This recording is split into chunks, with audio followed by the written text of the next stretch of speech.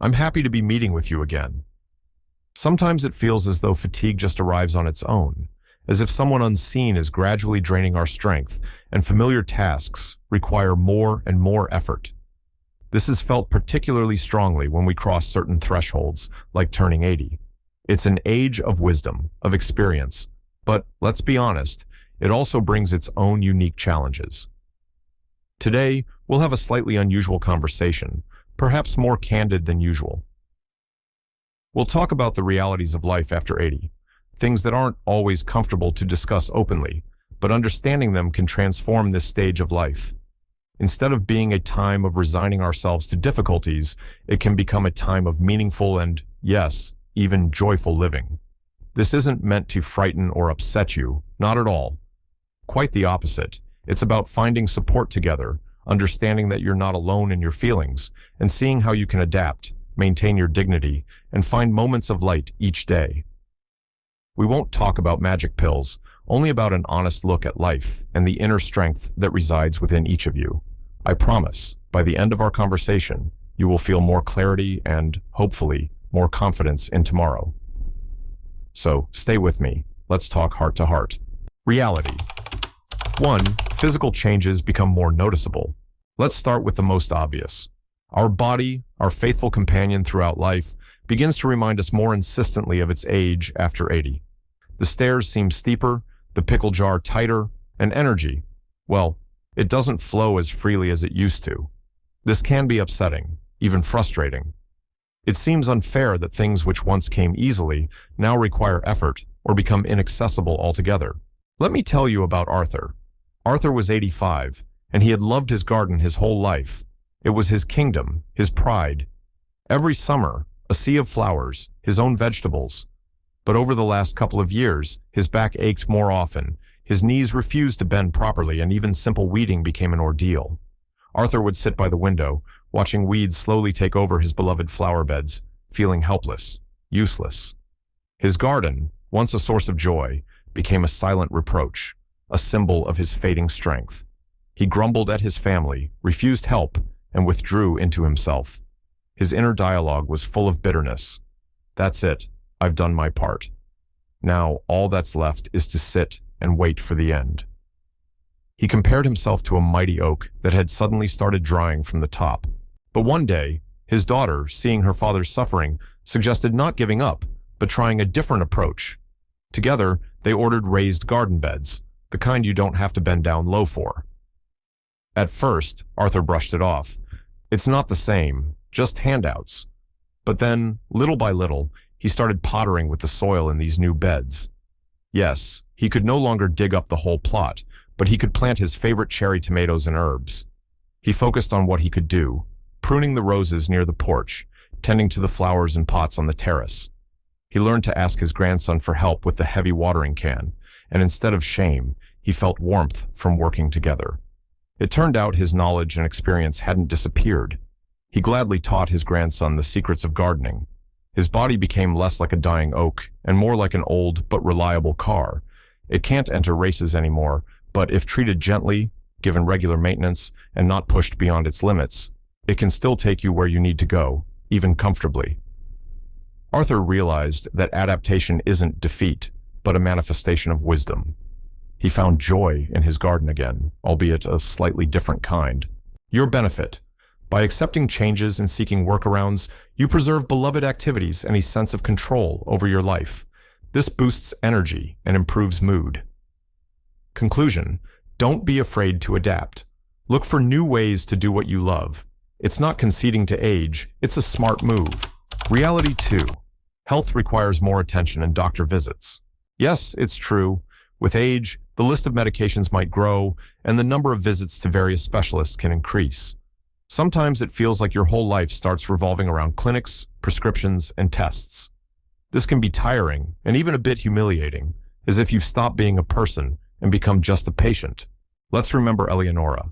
She was 82 and had always been proud of her independence and clear mind. But in the last year, she had to see a cardiologist, an endocrinologist, and a neurologist. Each had their own recommendations, new pills, complex names. Eleonora felt lost in this medical maze. She was embarrassed to ask the doctor to repeat something she didn't understand, afraid of seeming foolish.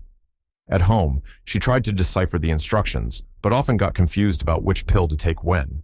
She felt she was losing control, and it frightened her. Her health became like a confusing map of an unfamiliar city. Many roads, unclear signs, and the fear of taking a wrong turn. Her inner discomfort grew until Eleonora decided to talk to her daughter. Her daughter suggested a simple solution: keeping a health journal. Before each doctor's visit, Eleonora started writing down all her questions in advance, even the ones that seemed insignificant. She began going to appointments with her daughter, not because she didn't trust herself, but for support and to have a second pair of ears hear the recommendations. She learned to see doctors not as strict authorities, but as partners in caring for her well-being. She started asking questions. What is this medication for? What are the possible side effects? Is there an alternative? And the doctors, seeing her engagement, responded more thoroughly and respectfully. Eleonora realized that managing her health was also part of her independence. She began to view taking medications and undergoing procedures not as a burden, but as a way to maintain her well-being so she could continue living actively, meeting friends, reading, pursuing her favorite crafts. She even found a support group for seniors with similar health issues and realized she wasn't alone. Your benefit. Taking a proactive stance on health issues restores a sense of control, reduces anxiety, and helps you receive better medical care. You understand your condition and treatment better. Conclusion. Don't hesitate to ask questions and seek help. Your health is in your hands, and you have the right to know everything about it. Reality 3. Losing loved ones and friends. This is perhaps one of the most painful realities of later life. Spouses with whom a whole life was shared, childhood friends, siblings pass away. Each loss leaves a void, and the world around can seem bereft. Loneliness can creep in unnoticed and become a heavy companion. Margaret was 83 when she lost her husband John, with whom she had lived in perfect harmony for 60 years. The large house, once full of laughter and life, suddenly became unbearably quiet and empty. Every object reminded her of him. In the morning, out of habit, she brewed 2 cups of tea. In the evening, there was no one to tell about her day. The future seemed gray and meaningless. Friends invited her to their gatherings, but Margaret refused. It felt sacrilegious to have fun when John was gone.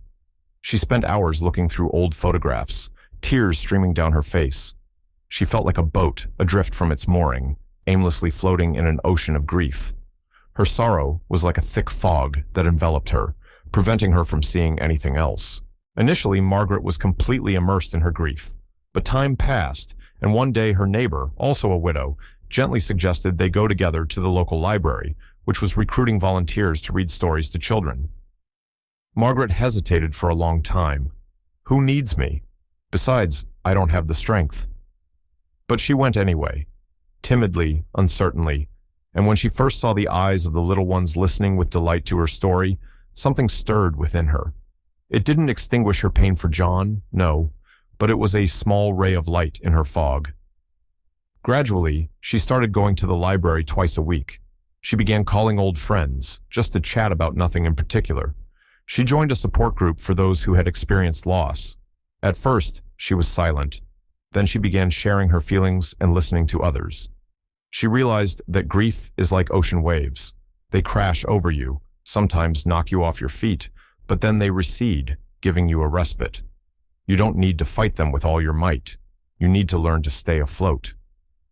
Margaret understood that new connections and activities didn't betray John's memory, but helped her continue living, carrying his love in her heart. Your benefit. Seeking new forms of connection and activity helps combat loneliness, find new meaning, and feel needed. It's not about replacing those who are gone, but continuing your own journey. Conclusion. Allow yourself to grieve, but don't let grief isolate you. Seek out people, seek out activities. Your warmth and experience are needed by others. Reality 4. An increasing need for help. Admitting you need help with shopping, cleaning, sometimes even personal care, can be very difficult, especially if you've spent your life being a pillar of support for others. A sense of independence is something many of us cherish, and the need to ask for help can feel like weakness, like a loss of dignity. David, an 86-year-old former engineer, had always been a model of self-reliance. He did everything himself, kept the house in order, managed finances, and drove until recently. But after a bad fall and a hip fracture, he was bedridden and then faced a long recovery. Even when he could walk with a walker, many everyday tasks became impossible. His son came to help, but David reacted negatively.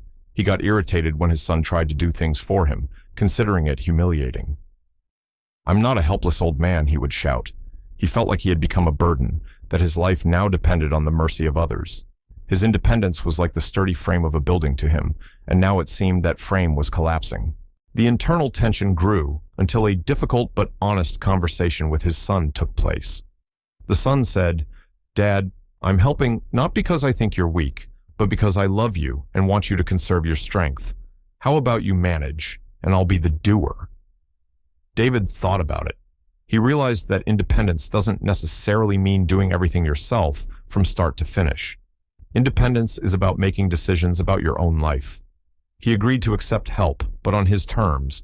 He made a clear list of tasks where he needed support and asked his son to come on specific days so it wouldn't disrupt his routine.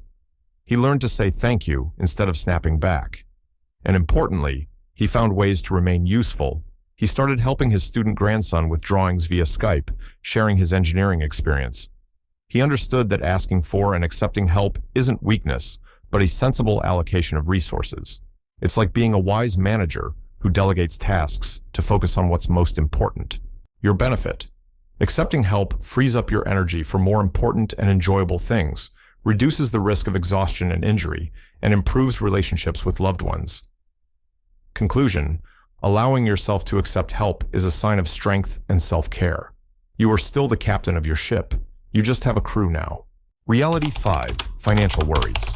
Living on a pension, especially when income is fixed and the cost of living, including medical services and medications, is rising, can cause anxiety.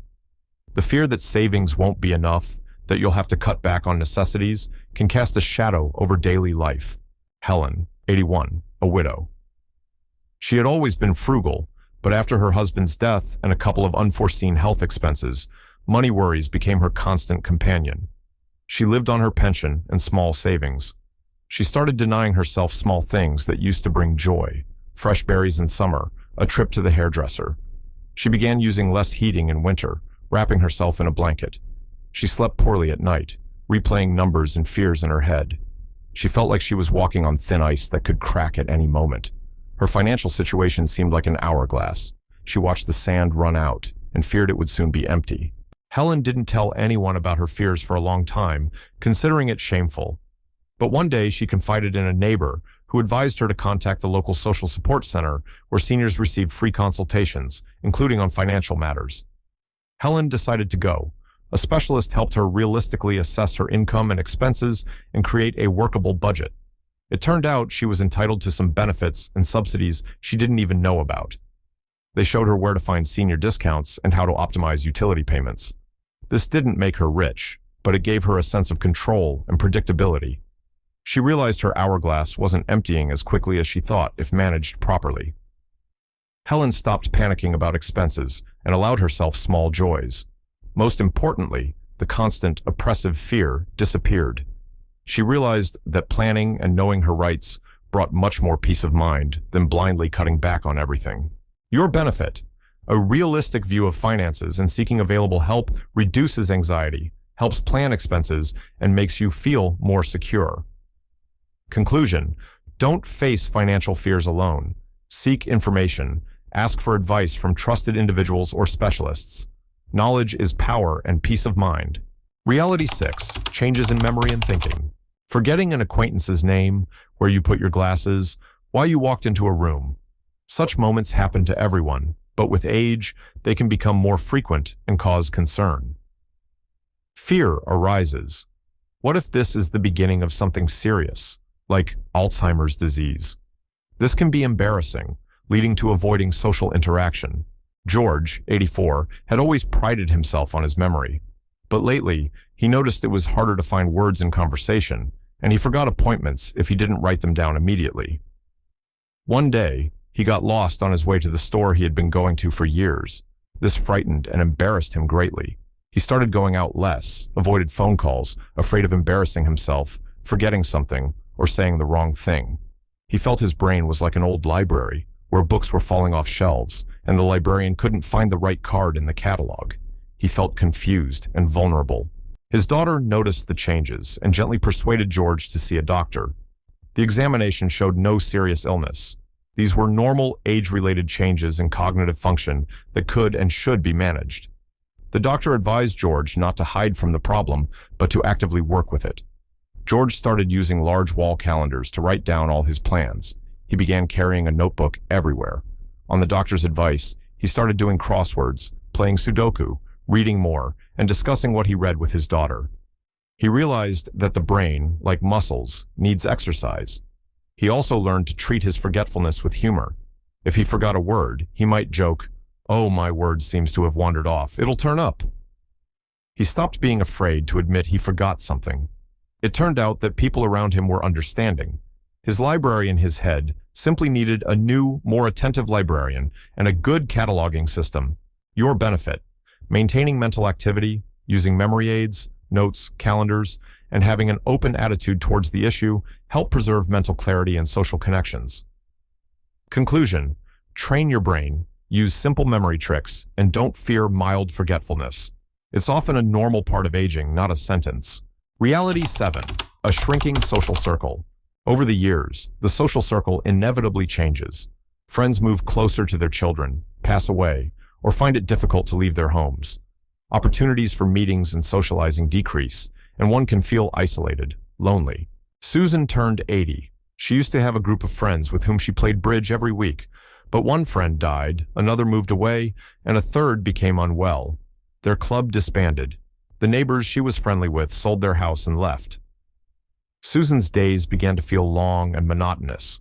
Her main companion became the television. She felt invisible, as if the world continued its life somewhere out there, beyond her window, while she was left on the sidelines. Her social life resembled a garden in autumn. The bright colors were gone, only memories of summer remained. Susan felt melancholic and apathetic. But one day, she saw an announcement for a health and companionship group at the local senior center. She hesitated for a long time. What would I do there? Everyone's a stranger. But then she thought, what do I have to lose? She went to a trial session. It was gentle joint exercises set to music. She liked it. She started attending regularly.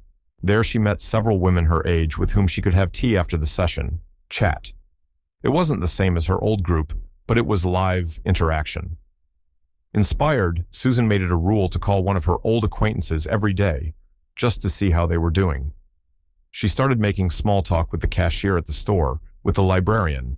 She even signed up as a volunteer at a local charity, answering phone calls for a couple of hours a week. It turned out that her autumn garden could still bloom with new, albeit perhaps less vibrant, flowers. The main thing was to make an effort to cultivate them herself. Your benefit: actively seeking connection, even in small ways, helps combat loneliness, lifts spirits, and provides a sense of connection to the world. Conclusion: don't wait for social interaction to find you. Take small steps towards people. Your presence and participation are valuable. Reality 8. Re-evaluating the past and dealing with regrets. When you have a long life behind you, it's natural to look back. And along with warm memories, regrets may surface about things not done, words said in haste, paths chosen. These what if thoughts can be intrusive and cloud the present. Robert was 87. He often woke up in the middle of the night thinking he could have chosen a different profession, that he was too strict with his children when they were growing up, that he didn't get to say important words to his parents before they passed. These thoughts spun in his head like a broken record, causing feelings of guilt and sorrow. He felt his life was like a draft full of mistakes that couldn't be rewritten. His past seemed like a heavy backpack he carried, hindering his progress. These feelings prevented Robert from enjoying the present. He became withdrawn, often in a bad mood. His granddaughter, noticing this, gave him a beautiful notebook and pen, saying, "Grandpa, maybe you could write down your memories." "For us?" Robert initially dismissed it, but then he tried. He started writing not just regrets, but also what he learned from his mistakes, the lessons he drew. He had a heart-to-heart talk with an old friend who advised him to focus on forgiveness, forgiving others and, most difficultly, forgiving himself. Robert wrote letters to his adult children, apologizing for his past strictness and telling them how much he loved and was proud of them. He wasn't trying to change the past, but he was changing his relationship with it. He began to see his life not as a draft with errors, but as a rich tapestry woven from different threads, both light and dark. And every thread, every knot, made the tapestry unique and valuable. He realized that wisdom comes precisely through acknowledging and accepting all of his experiences. Your benefit: working through the past via reflection, forgiveness of self and others, and acceptance brings inner peace and frees up energy for living in the present. Conclusion: your past is a source of wisdom, not just regrets. Be kinder to yourself. You did the best you could at the time. Focus on peace of mind today. Reality. 9. Awareness of life's finitude and the search for meaning. When you're over 80, thoughts about the limited time left on Earth come more often. This is natural. Questions may arise. What legacy will I leave? What was the meaning of my life? These aren't necessarily gloomy thoughts. They can be deep existential reflections. Evelyn was 88. After recovering relatively easily from pneumonia, she felt the fragility of life more acutely. A certain anxiety emerged. To manage to do what's important, not to waste the remaining time. What would remain after her? Would she be remembered? She felt her life was like a book whose final pages were near, and she wanted the ending to be meaningful. Her reflections were like watching a sunset. Beautiful, a little sad, but full of deep meaning and peace. Evelyn didn't succumb to panic or despair. She decided to focus on what she could do now. She started spending more time with her grandchildren and great-grandchildren, telling them stories from her life, their family history. She got out old photo albums and, together with her daughter, labeled the photos so the memories would be preserved. She wrote down her signature pie recipes in a beautiful notebook for future generations. This became her way of leaving her mark, her legacy. She found new meaning, not in grand accomplishments, but in simple daily joys. A sunbeam on the wall, birds singing outside the window, a cup of fragrant tea enjoyed in silence. She began to appreciate each day more. She found comfort in her faith and in quiet contemplation. Evelyn realized that the meaning of life isn't just in achievements, but also in love, connections with people, the ability to enjoy simple things, and passing on her wisdom and warmth. Her book of life was getting a beautiful, meaningful conclusion. Your benefit: focusing on the present, on connections with loved ones, on passing down your experience and values, helps find peace, meaning, and satisfaction with your life. Conclusion: your life already holds immense value. Find meaning in each day, in love, in simple joys. Your experience and your story are a priceless gift. So, these are the honest conversations we've had today. Yes, life after 80 presents us with difficult challenges. We talked about physical changes, losses, the need to adapt. But do you know what's important to remember? Acknowledging these realities isn't a sign of weakness. It's a manifestation of your wisdom and strength. It's the first step toward meeting these challenges prepared with dignity and calm. You have lived a long, eventful life. You have accumulated a vast wealth of experience, resilience, and the ability to cope with difficulties. You have seen and endured much, and that inner strength hasn't gone anywhere. It's still with you. Please, don't forget that. You have every right to joy, respect, care, and a fulfilling life at any age. Don't be afraid to ask for help. Don't be ashamed of your feelings. Seek out what brings you light and warmth every day, even in small things. Remember your inner strength. You are capable of much. You are valued and loved. Keep finding your light day by day. Thank you for spending this time with me. Take care.